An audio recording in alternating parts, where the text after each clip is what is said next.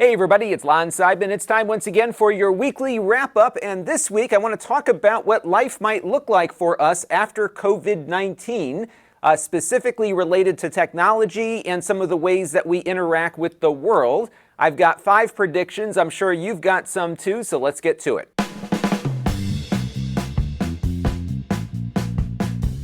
All right, so let's dive into this topic now that YouTube is no longer demonetizing you for talking about it. We've been self-censoring here on the channel to not mention the word COVID-19 because it would immediately get you dinged. But now it looks like they've relaxed those rules a bit. Now, my first prediction is that biotech is going to become the next big tech. For the last 20 or 25 years, we've been looking at Amazon and Apple and Google and all of the money pouring into those companies and all the other money going out there trying to find the next unicorn that might be the next Apple, Google, or Amazon. And all of this investment in business activity has focused around consumerism, spending money, looking for things, whatever, but not on biotech.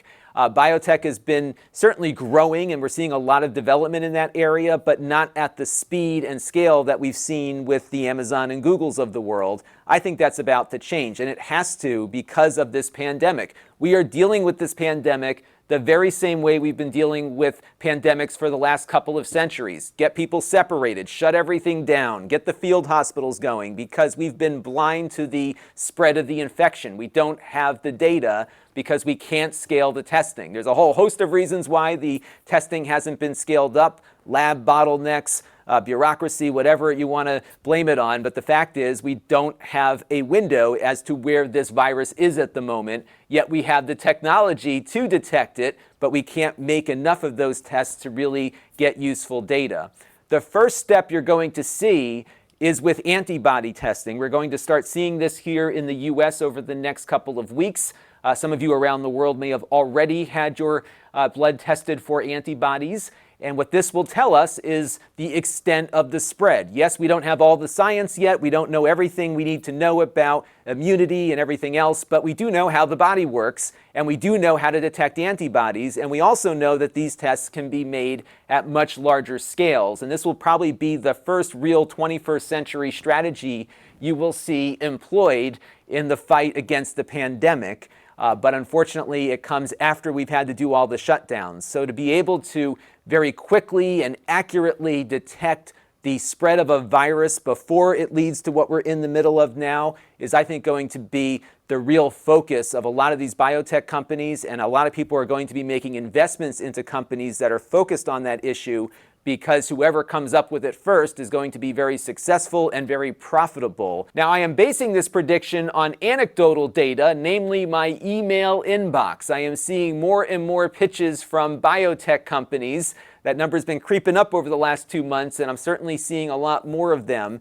And that tells me that biotech companies are getting some money because they're hiring PR firms to pitch whatever it is they're trying to develop. And of course, those pitches are looking for attention so that more investment money can flow. And that is exactly what we're going to see at scale, I think, as well, as the days and months progress here. I'm also getting pitches for consumer biotech stuff already.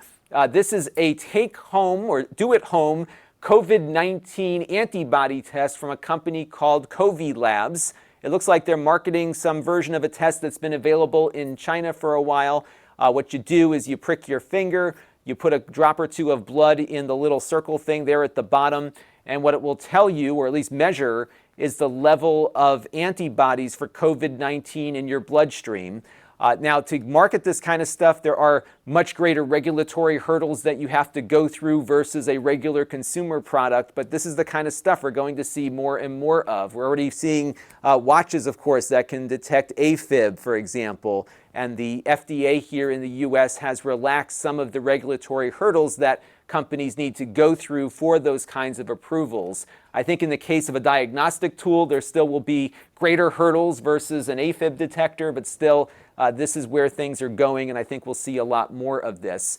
I'm actually going to try to get one of these tests because, as some of you know, I think I came home from CES potentially with COVID-19. I had all the symptoms. I was knocked out for a week.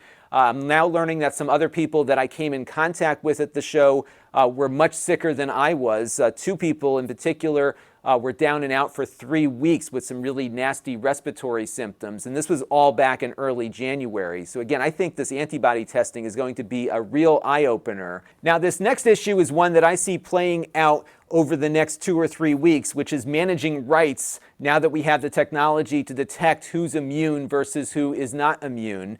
So what's going to happen now is you're going to have 2 classes of citizens, some with the antibody and some without. And we've already got some examples of the UK here looking at immunity passports.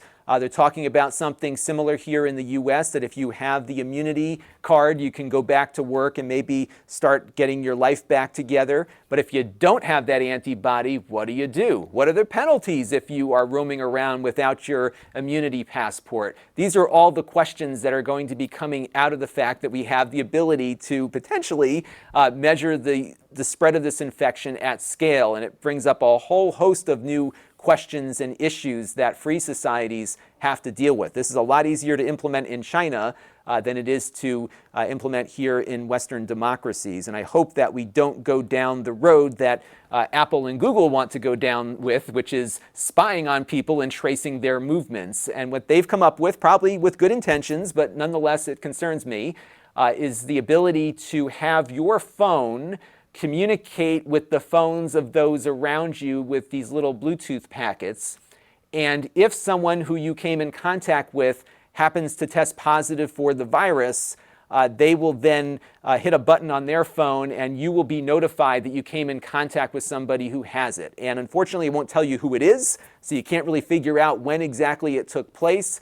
But this is going to be something where these 2 companies are going to be able to trace the movements of a lot of people. And if we're concerned about rights, this is going to be something that I think raises a lot of privacy concerns. Even if they promise us it's all opt-in and completely anonymized, the fact is that no data is anonymous. We know this already.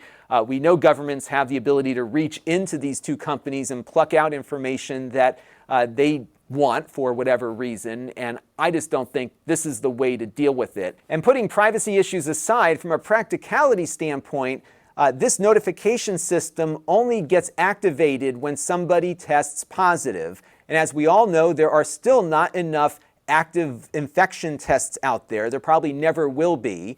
We also know that many people, if not a majority of cases, are asymptomatic or just mildly symptomatic, to the point where somebody may not even feel sick enough to even seek out medical treatment, let alone a test. And of course, all testing still has to be issued by a doctor to begin with, at least for active viral testing. So now we've got a tool that is going to really start tracing the movements of a lot of people and will not be able to definitively tell you whether or not you've been in touch with somebody who is actively infected, mostly because most people who are infected aren't getting tested. So what good is this beyond just spying on people? So I will be opting out of the Apple and Google project when asked, and I would recommend others do the same. The next thing that I would like to predict are changes to work, which we've already seen pretty substantial changes to. Many people who were not working from home, of course, are working from home. There are many people who cannot by the basis of those jobs. And I want to thank all of the first responders and all of the retail workers and all the medical professionals out there who cannot work from home and are putting themselves at risk to help others. So thank you for what you're doing. And I think what we're going to see after this is a big push by employees to keep some of the work from home that they've been doing intact. I think it's good for families if you're able to do that, maybe not all the time, but on some kind of regular basis. And we'll see after this is over with that work from home does not spell the end of your company, and it makes for happier employees. And I think that's something that we'll see continuing here. We'll talk a little bit more about the bandwidth considerations that creates in a few minutes. And we're also going to see a lot of changes to retail. What's happened over the last couple of weeks will certainly accelerate some of the things that have been brewing out there for big retailers like Sears and GameStop and others. It's very hard to compete with the convenience of online shopping, and the companies and businesses that haven't been able to adapt to it were feeling the pinch before. Now, especially so, they will be feeling more of that. We've been doing a lot of our grocery shopping with Instacart and with Peapod, and it's been a really good experience for us. And I think our buying habits will likely shift to using those services, even though they cost a little bit more, because we get hours back in the week for doing that. And I think we're going to see a lot more delivery, a lot more on-demand stuff. And I think for a lot of smaller retailers, they're going to have to think about how they can do some Amazon-like delivery services, because I think there's going to be a convenience level that people will begin to enjoy in this situation that they'll want to continue doing after it's over. So keep an eye on retail changes, and I think we'll see some really interesting stuff happen. We're also going to see some changes in employment, I think, because if you look at all of these things like Instacart and Lyft and DoorDash and Uber Eats and even YouTube, a lot of us are working for these platforms and are considered independent contractors. And when you have that classification as a contractor, a lot of the benefits that you would normally have as an employee are lost, namely unemployment compensation and workers' compensation if you get injured, all the things that employees are protected with. People that are doing work for these companies, as retail work shifts to this more delivery-based economy, I think are going to have to get looked at. Because at least here in the US, there are only two classifications of worker, essentially. You're either employed by somebody or you're a contractor. And if you are employing people and not sure how to categorize them, you should probably take a look at this guide that the IRS has up on their website. And the problem here is that if you are a Lyft or an Uber driver, there's some real hurdles, as the New York Times here reports, to getting benefits under the stimulus bill. And there are benefits under the current stimulus that would not normally be available to these contractors. Yet, as we see more retail work shift from being employed by a store to doing more of these virtual gig-type jobs, those protections, I think, need to stay in place. And we're seeing the real potential of harm that could happen if those things are not available to those workers. So we'll have to see how this develops, but I do predict we'll see a third classification as things go on here. Now, as an aside, there is a great YouTube channel that I watch from time to time called How Much. This guy goes out and signs up for most of these gig jobs, and you get a real good sense as to how much you can earn, what the experience is like, what the workflow is like. And what's surprising to me is that in some cases they actually issue t-shirts, branded t-shirts, that you can identify yourself properly when you get to the door of somebody you're delivering food to, for example. But that begins to blur some of the classification lines when you've got a uniform on and representing that brand as a contractor. All sorts of questions come out of this. Definitely check out How Much. Now, number 4 is that Zoom's boom will be very short-lived. I think anyone that's had to endure these awful conference calls over the last month or so will be ready to be done with them forever after this is over with. Yes, there are some fun things that you can do on Zoom and other conferencing platforms, but I can't take it anymore. I just want to get back to having in-person meetings again. In particular, what's been really difficult is being able to read the room when you're trying to talk about a position that you want others to agree with you on, for example, or to come up with ideas together.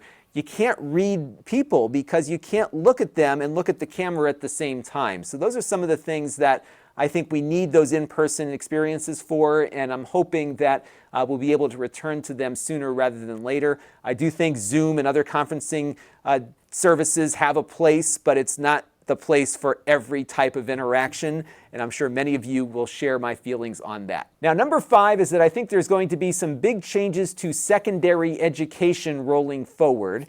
Secondary education is high school here in the United States, basically 14 and up for age. And I think what I'm seeing just from talking to other parents is that kids are doing the remote learning fairly well in the upper grades. And I think there's going to be some push perhaps to offer more flexibility to students in that age group, especially if they can start focusing on a particular academic area through distance learning. Higher education, colleges and universities have been, of course, doing distance learning for a long time now, probably better part of a decade. You can get full degrees without ever setting foot in a classroom, and I think we're going to see that start to move down a little bit lower in age to high school age children.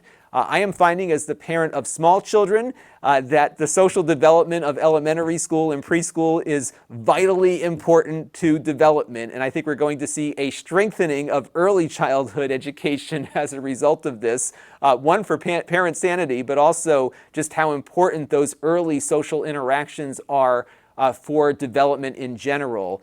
And I'm hoping, really hoping, that we can get back to some normalcy there soon, because these younger kids really, really need that social interaction. But at the secondary level, it may not be as important. And I think there's an opportunity here to allow students to really start focusing on their academic interests earlier.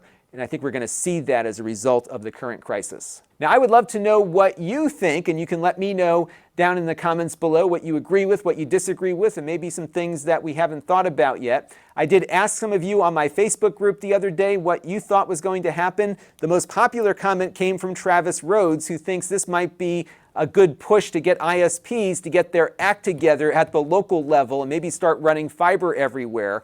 I think we are probably most certainly seeing the coax networks of cable providers being taxed, especially on the upstream, where you have a lot of potential for interference if you have too many people on the same node.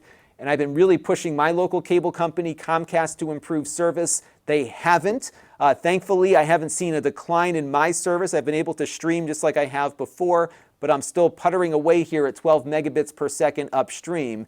And as more people start working from home and the size of projects getting tossed around gets larger, the upstream thing is going to be a lot more important to consumers than it is now. So I definitely agree with Travis on that, and I would love to hear your thoughts down below. Now, this week's wrap-up is being brought to you by all of you, and I want to thank our super chatters this week, who include Carol Chermazinski, The Frugal Audiophile, and Chris Allegretta. All of them contributed during one of our recent live streams. And then we have some new supporters here on the channel, including Mark Gerard and Daniel Newhall, who contributed via our donor box page. And John Rucker and Jake Suxlack joined the channel through the YouTube membership system. I want to thank everyone for their contributions to the channel this week and everyone who's been contributing on an ongoing basis. And I'd also like to thank those of you who watch on a regular basis too, because as I always say, everything that you do equals channel growth, and I greatly appreciate it. If you do want to contribute to the channel, you can go to Lon.TV/support and make a monthly or one-time contribution. And of course, we've got that YouTube membership option with the button right down below. Now, this week on the channel, we had 2 live streams. One we did last night, which was a lot of fun with Smoke Monster. We were doing a little bit more with Mister, which is my favorite nerdy tinkering project, and I've done a lot on it already. That's the FPGA-based open source hardware and software project that very accurately replicates classic computers and game consoles. And last night, we hooked it up to a CRT television. And the reason why we did that is because a couple of years ago, my father gave me a CRT TV, and just about 2 weeks ago, I happened to notice it actually had RGB component inputs on it. So I've got pristine 8-bit graphics and 16-bit graphics going to my tube television upstairs with my Mister. My Nintendo has never looked better, so you can see us talk about that. I may actually push that one out as a regular subscription video too, because it really was a fun night last night. We also did a live stream as I was testing the Hisense budget 4K TV I got in the other day. Had nothing on the extras channel this week, but I do have something going up likely tomorrow, so stay tuned for that. On the main channel, we only did 2 reviews. I had a few other projects that got in the way, but we did review that 65-inch Roku TV from Hisense, and these things are like $500 or $600, really very reasonably priced, and I was very pleased with them overall. You can see my full review linked down below in the master playlist. We also played around with a 2.5 gig Ethernet adapter from Pluggable, and I had some great suggestions as to what else I should plug it into, so I might come back to that one in a little bit. But I think 2.5 gig Ethernet is probably the next iteration of consumer Ethernet we'll see. And then maybe 2 or 3 years from now, we'll see the 10 gig stuff come down in price. So we'll probably be focusing on 2.5 gig a little bit more in the near future. So this week on the channel, I've still got a couple of things I want to figure out whether or not I can do, but I am definitely going to review this new laptop from Acer. This is the Swift 3. This is not the one with the AMD processor. That one's not out yet, but I do hope to get it soon because that's the next generation of AMD's laptop chips. But this one does have the 10th generation Intel i5 with the new graphics, so we'll be putting it to the test very shortly. Pluggable also sent along a little do-it-yourself portable SSD kit that's toolless. So we'll explore that in a little short review. Now, I've been talking about doing an update on the NDI protocol and some new apps on the iPhone that I've been playing with, but I think I might actually expand this topic a bit to include vMix. And if you haven't heard of vMix, it is software kind of similar to OBS, but it is rock solid. I am super impressed with it. In fact, it does pretty much everything I do with my TriCaster, yet you can run it on any Windows PC you want. What that PC can do with the software will vary based on the hardware. We'll get into that when we talk about vMix a little bit more. But we used it last night for the stream, and I was super impressed by not only how rock solid it was, but also how cool it was that we had all of the video sources coming in over NDI into vMix, and it worked great. So we're going to maybe look at how we set up that stream and all the things that we did to make it work, because pretty much every video signal coming into the laptop that was driving it was all coming in through its Ethernet cable, and that to me is really super cool. So we will explore that perhaps if I have time. And here's a weird one for you. So I need a haircut. I can't go to my barber right now because he's shut down due to all the stuff that's going on. I bought a Flowbee, and I think I might do a live stream with the Flowbee if that's something you would watch. So let me know. I'm looking at maybe Friday as the date in which I hook this up to my vacuum cleaner. If you don't know what this is that vacuum cleaner haircut system that's been around forever. Here's what's funny about it. I've been reading all the reviews about this product, and I haven't found a bad one yet. Everyone seems to really like this thing, so we'll maybe explore that. A little off topic, but nonetheless entertaining, so stay tuned for that. If you want to follow what I do and get notified when that Flowbee thing happens, you can click on the bell to get a push notification out to your phone and email. We have other channels that you can find here on screen, including my podcast, which is an audio version of this show. We also have my Amazon shop where you can follow me for the live streams that I send over there. You can engage with the channel with my email list. Some of you were wondering if I send out any emails at all, and I do very rarely. I did do one yesterday for the live stream, so if you didn't get it, let me know, because some people are not seeing the emails arrive at all, and I'm paying for this email service, so I better get them going if you are not getting emails from me. We have the Facebook group at Lon.TV/Facebook group, and then we've got my store where I sell previously used and reviewed items, and we have a store alert email you can subscribe to every time I add something to the store so you don't miss out. I do plan on getting that Samsung tablet reset and put up there very shortly, and I've got a few other things I want to get going as well. This is the one challenge without having somebody in the studio to help me, is that I haven't been able to reset all the stuff I've been meaning to reset.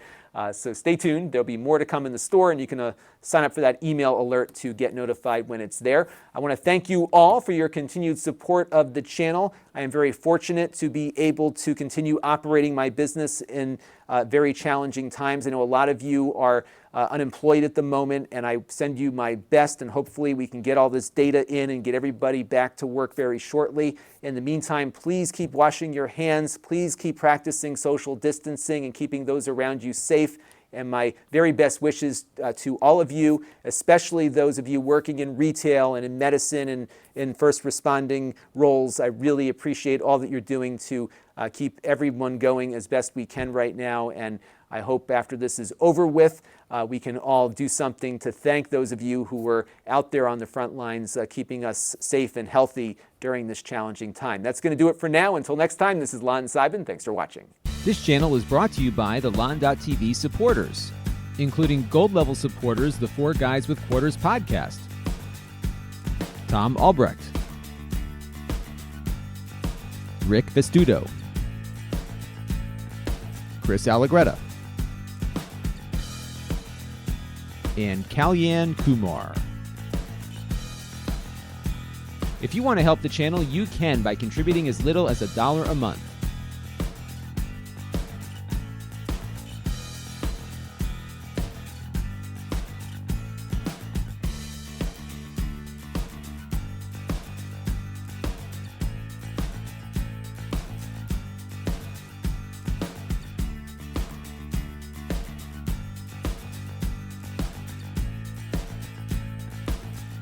Head over to Lon.TV/support to learn more.